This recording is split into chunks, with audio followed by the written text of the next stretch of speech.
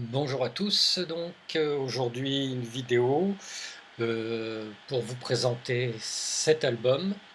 Alors, Vienna Art Orchestra, le titre de l'album From No Time to Ragtime. Alors, j'ai trouvé cet album, je crois que ça fait peut-être 2 ans, dans ma ressourcerie de prédilection, hein.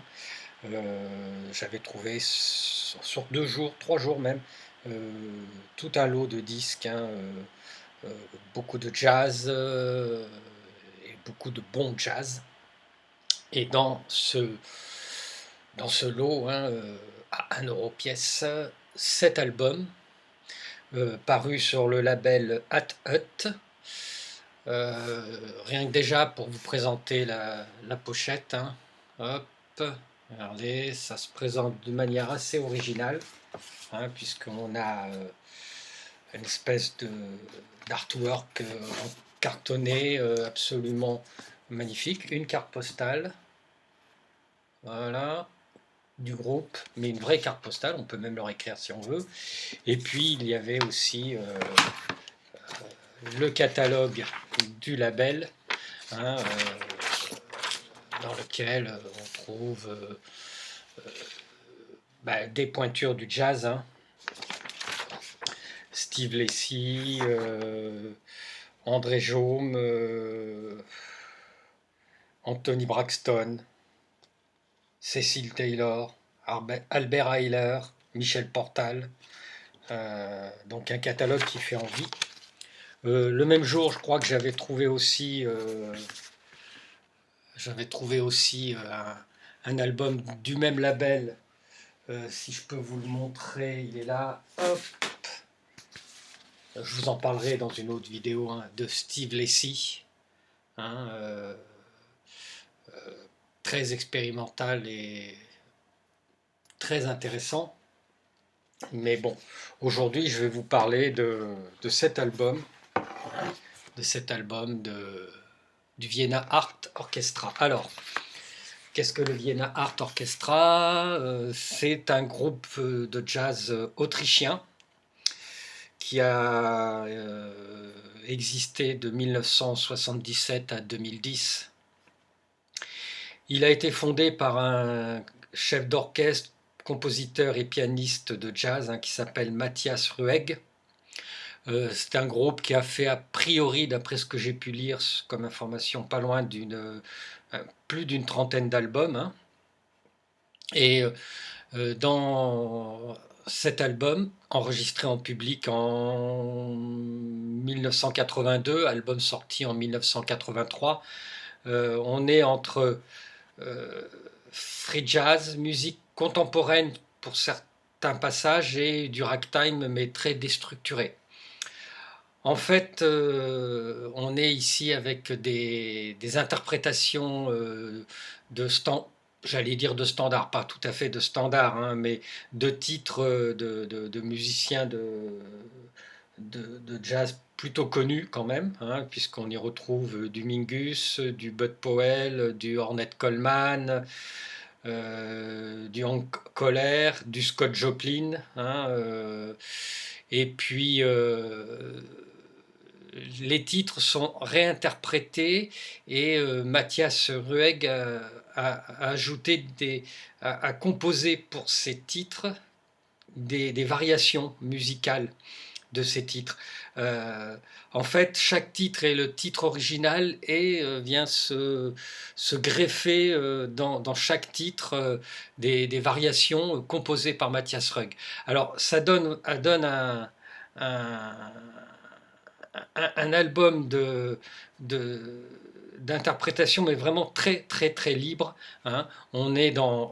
Clairement dans le free jazz, hein. Je vais essayer, moi, si j'arrive à vous mettre un extrait en fin de vidéo, avec peut-être le titre le plus sage de l'album, qui est une composition de Scott Joplin, donc du ragtime, tout ce qu'il y a de plus à l'origine, de plus banal, hein, enfin de plus banal, de plus classique, hein.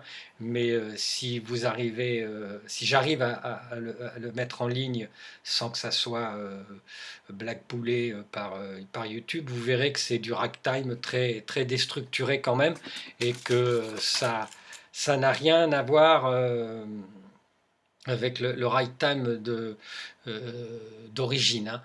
C'est vraiment, c'est vraiment, on est vraiment dans cet album, dans l'esprit du jazz, vous voyez.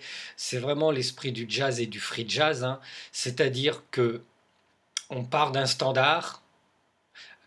Là, la difficulté, c'est que les standards sont déjà pour la plupart des titres qui sont quand même assez perchés, hein, assez particuliers, hein. Ornette Coleman, Anthony Braxton, Mingus, c'est pas du jazz traditionnel, hein, et classique, hein. Et on, et ces morceaux ces titres de jazz sont à la fois, j'allais dire modifiés, non pas modifiés, mais triturés, retravaillés. Ça, les titres vont partir dans des directions qui sont à la fois improbables, inattendues, hein. On est vraiment, à mon sens, hein, dans tout ce qui fait la singularité du jazz quand il est vraiment libre, c'est-à-dire l'improvisation, l'inattendu, la rigueur aussi en même temps, parce que quand on écoute cet album, on sent qu'il y a quand même, il y a quand même une grande rigueur, hein. Pour tout vous dire, bon, ça me paraît difficile d'être rigoureux quand vous avez, de ne pas être, pardon, rigoureux quand vous avez 1, 2, 3, 4, 5, 6, 7, 8, 9, 10, 11, 12, 13, 14 musiciens sur scène, hein.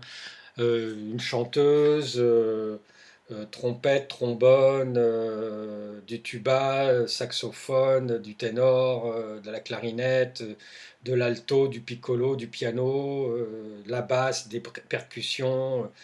euh, voilà. Euh, on est dans un album à la fois très rigoureux. À mon sens, ça doit être quand même très écrit, hein, parce que Matthias Rugg est un compositeur et un chef d'orchestre, donc il a besoin de de s'appuyer quand même sur une structure sans doute très rigoureuse.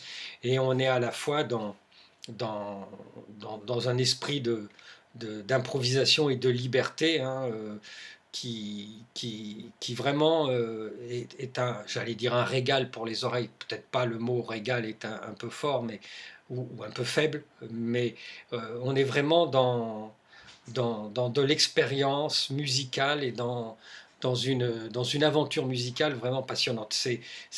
En plus, pour moi, c'est quelque chose, quand on écoute ça, c'est quelque chose de très jouissif, hein. Vraiment, on sent la cohésion de l'orchestre.